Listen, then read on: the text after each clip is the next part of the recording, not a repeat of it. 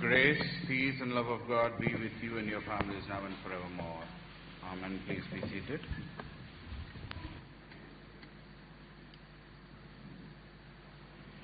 A great pleasure to stand here this morning. A lovely Sunday, a beautiful week, and a cooling weather. It has come down. It was hot. It was not warm. It was hot. It was sweaty, and it was strong. But the Lord has been gracious. The Lord has been kind, that the weather came down to feel the little cool breezes this morning.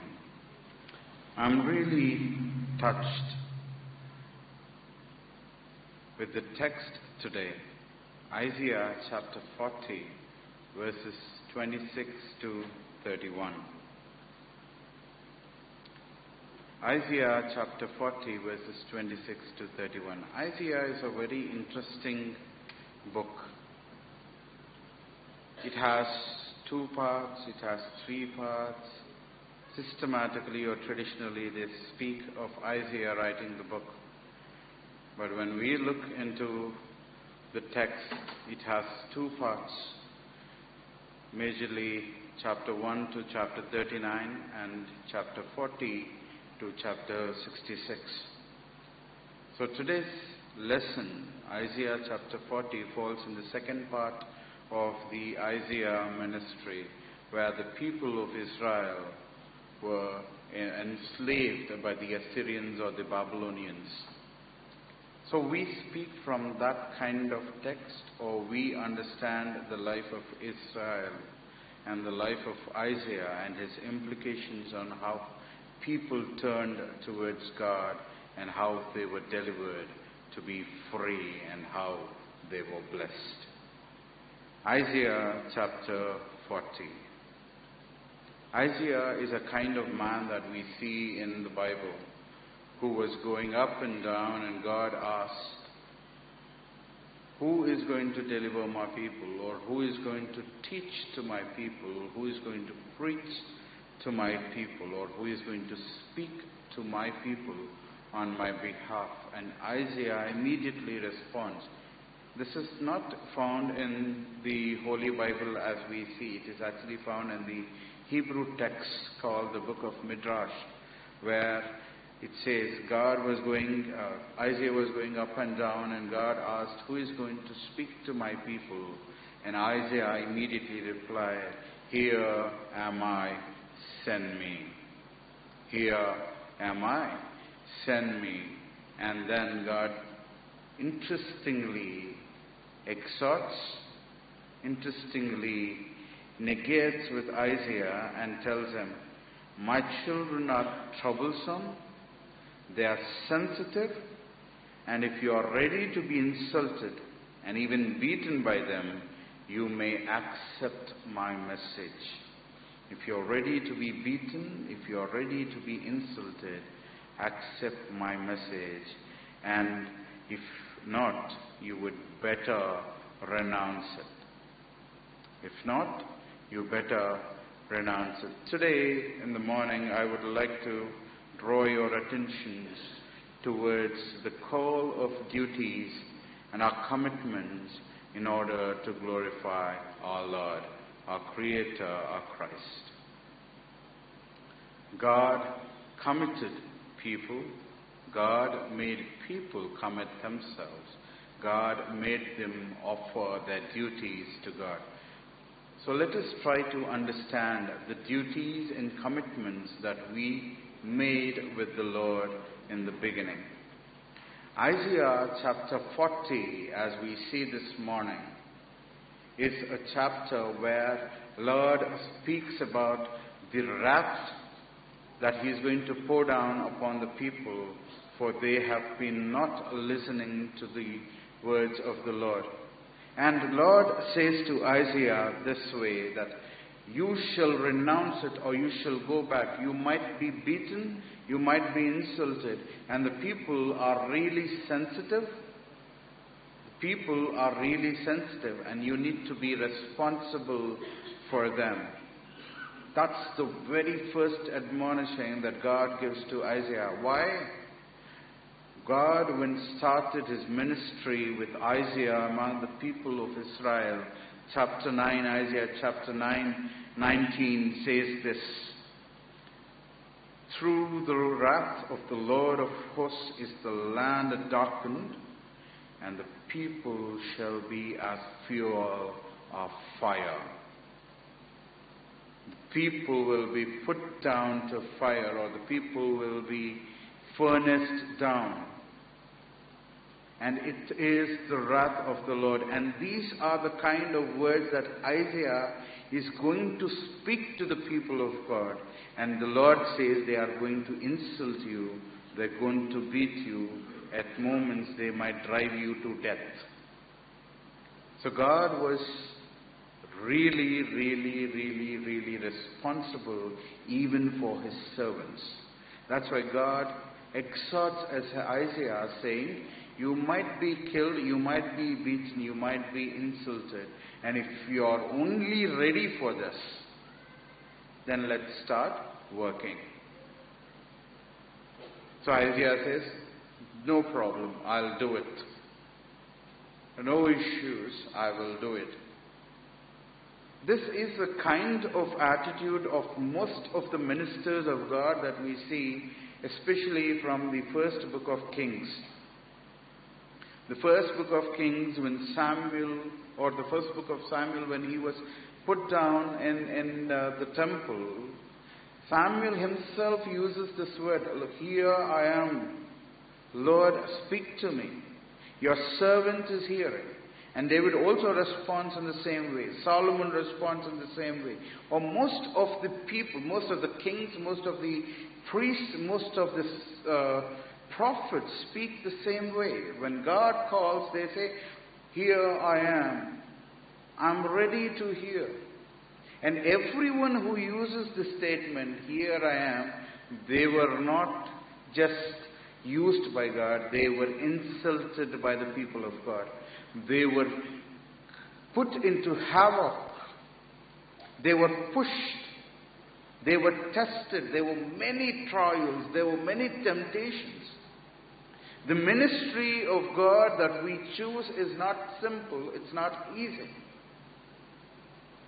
What we see from the Bible is a different life altogether in the life of the ministers of God.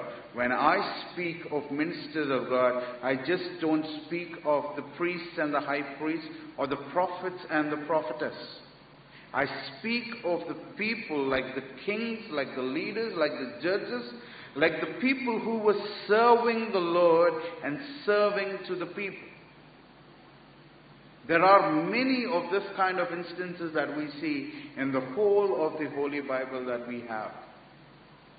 There are people who were serving the Lord by serving the nations, by serving to their people. Even when Esther was put into the trouble that she would become a whore or she would become a concubine for the king, she was only praying that her people would be relieved from the distress that they were having, from the persecution that they were about to undergo.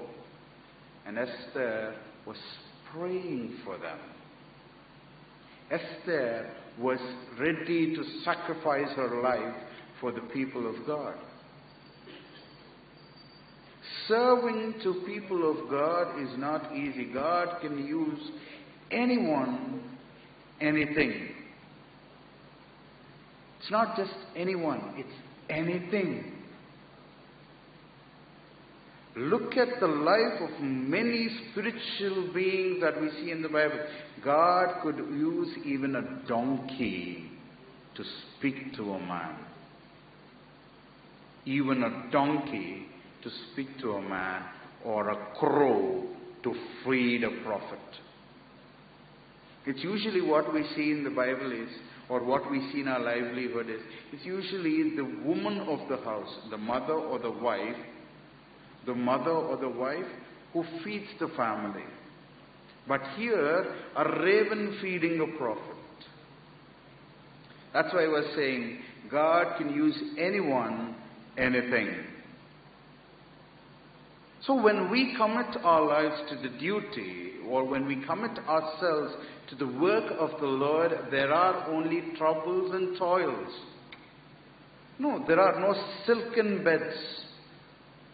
There are no soft and feathered pillows. It's hard rock. You might have to even lie in a darkened grave, like Jesus laid in the darkened grave. There's a possibility that you will be beaten up. You'd be struck down. You might be smite. You might be pushed away. People will not love you. Rather, people will not even like you. When we give ourselves to the Lord, people will not love you. People will not even like you being there. People always try to find fault in you. People always try to push you down. People always try to beat you up. That's why everyone that we see in our lives, in our day-to-day lives, we always speak ill of the other people. There's a saying in Telugu, I always love this. బతుకున్నప్పుడు ఎప్పుడు మెచ్చుకోడంట, మరణించిన మరుక్షణం పరమాత్ముడైపోతాడంట. The time that you live, the life that you lead, no one likes it. The way we live, no one loves it, no one likes it, no one wants to come to us. But the moment we die, we become a saint. It doesn't take even a second. When we receive the word or when we receive the message, so and so is dead. What do we say? He was a good man. He was a good woman. She was a good woman. He was a great man. But did we do the same as long as he or she was alive? Did we acknowledge their goodness? Don't even speak about the great deeds that they have done. It's about just the goodness in the men and women that we see. I always say this, when I look at the other, I look at the face of God, and it comes from Genesis chapter 2. Let us create man in our own image. When I look at you, I look at the face of God in you. When I look at myself in the mirror, I look at the reflection of God in the mirror. It's not me, it's not I. There's only one person in the life of a Christian who can say I, and that's God Himself. The very word when God declared His name in Exodus chapter 5, it says, Yahai. Yahai means I am. It's not I am that I am. No, it's only I am. Yahai.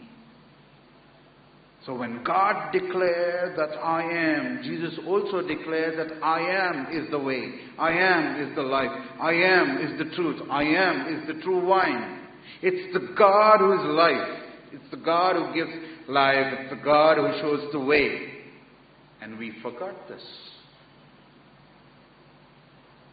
We forgot this. We ascribe greatness to everyone. We ascribe the greatness to God. We ascribed greatness to Christ. Christ always said, I am the Son of God. I am the Son of Man. He never said that He is the Lord. If I'm wrong, please correct me. Let's read our Bibles a little more clearly and properly. Jesus never declared Himself that He is the God. It's the people that we ascribe greatness to others. The greatness or the glorification should be ascribed only to God who created you and me. And Isaiah chapter 40 verses 26 to 31 says this. Jacob, why Israel? Why my people? Because Isaiah 40 is the chapter where people went into crisis.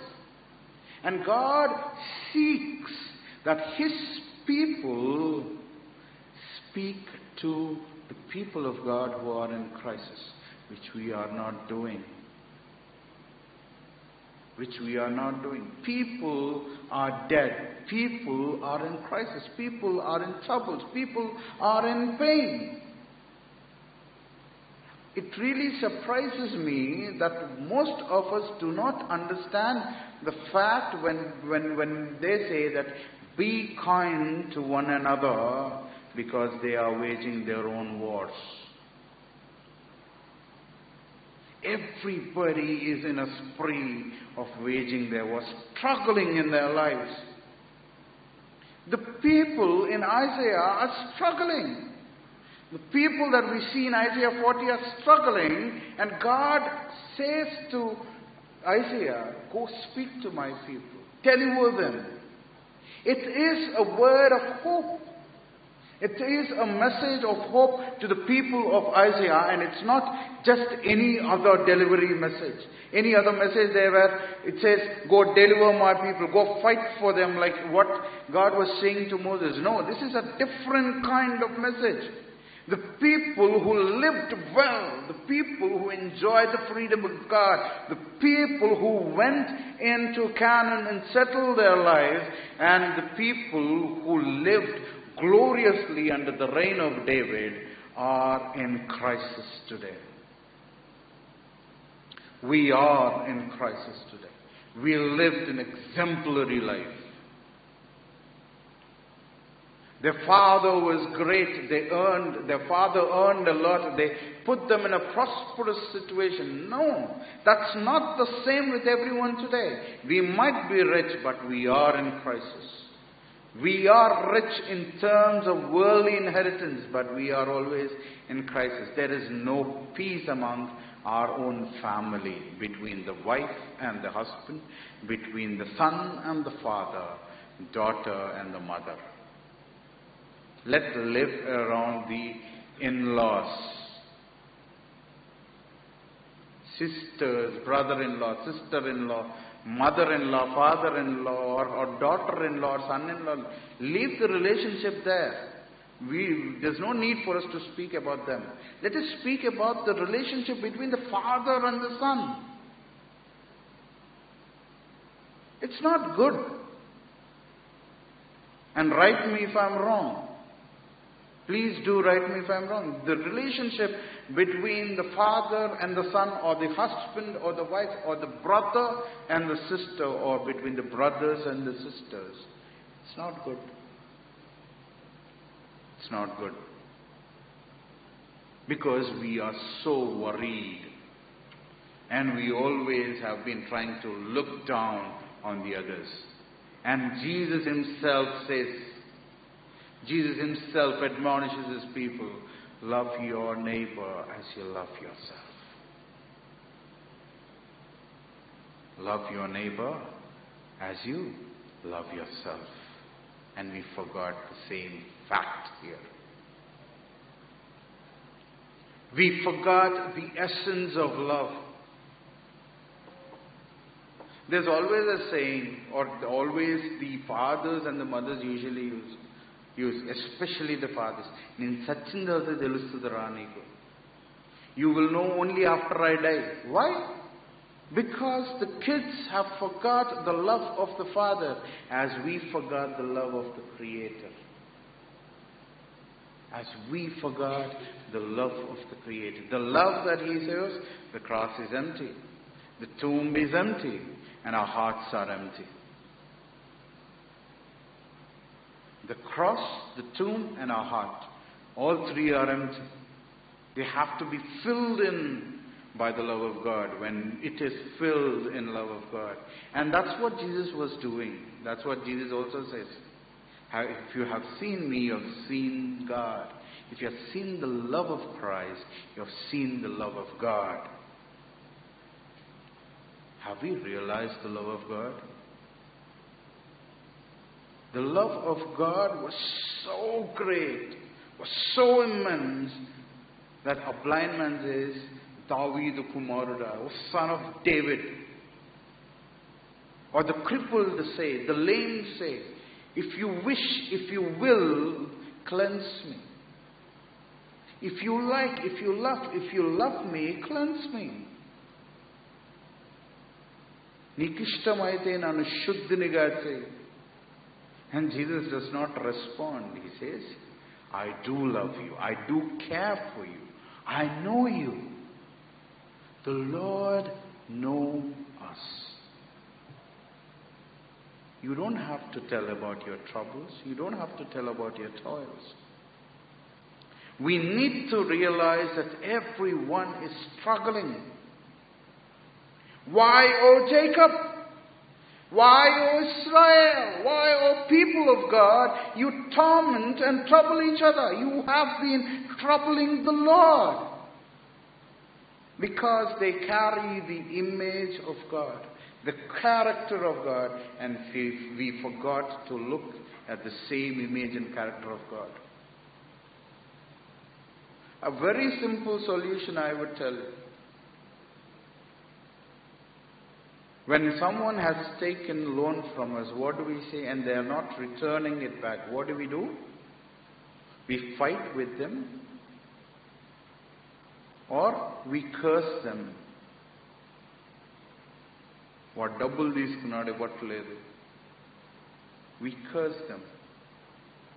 So we curse ill upon them. And is it right? Is it the commandment of God? Or are we going away from the commandment of God?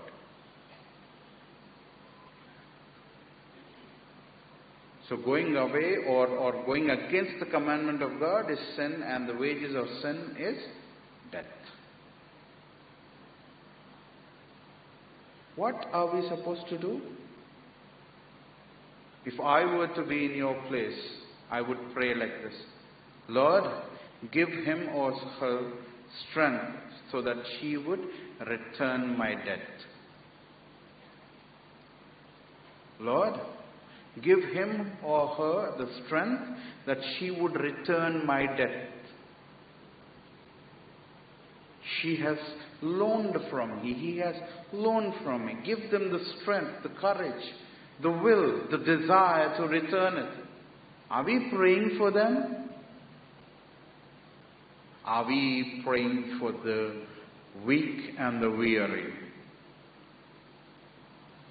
People are struggling to survive, not to lead a luxurious life. People are struggling to survive. The peace, the tranquility have to be there among the people. The troubles and the toils and turmoils have to be disappeared. And we need to work. We took this commitment. Remember the day that you were conferred or confirmed. Lord, I accept you as my personal Savior. Let me be your disciple. The disciples of God or the disciple of Christ has to be in the footsteps of Christ. And Christ says, I love you. I want you. You be healed. You be resurrected. When Lazarus died, I love to say this in Telugu, Atmalo Muluguchu. He was worried from his soul out. And he said, Lazarus, come out. We stopped giving our hand to the people who are in down, who are drenched, who are worried. The Lord did not stretch his hand. The Lord actually hugged people. That's why even John says this. When Mary the Magdalene went to anoint or apply ointment to the body of Christ, when he wake up and got out, he says to Mary the Magdalene, do not touch me. Do not hug me. Do not come near me. Do not touch me. The Lord was touching the lives of the people, and I leave it to you for your own realization. The Lord touches the lives. The Lord looks at the meek and the weary. The Lord wants people to come up. And that's what the John's Gospel today speaks. It's time that your commitment glorifies the Christ the Lord. We have made commitments in our lives. We have offered responsibilities towards the duties of God. That we would care for each other, we would love each other, we would protect each other, we would uplift each other.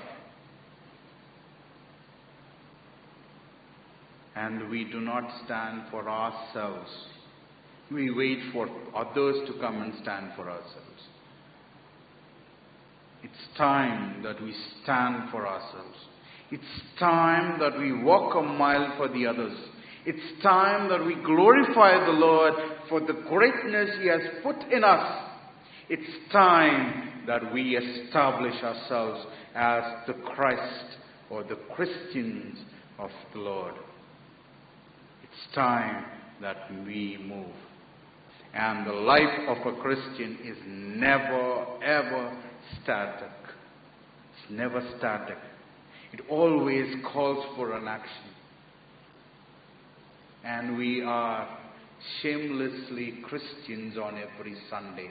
And rest of the week, worldly beings. Like every daughter says to her mother, 5 more minutes, mother. 5 more minutes, mother. And like every son says, I'll be back home soon.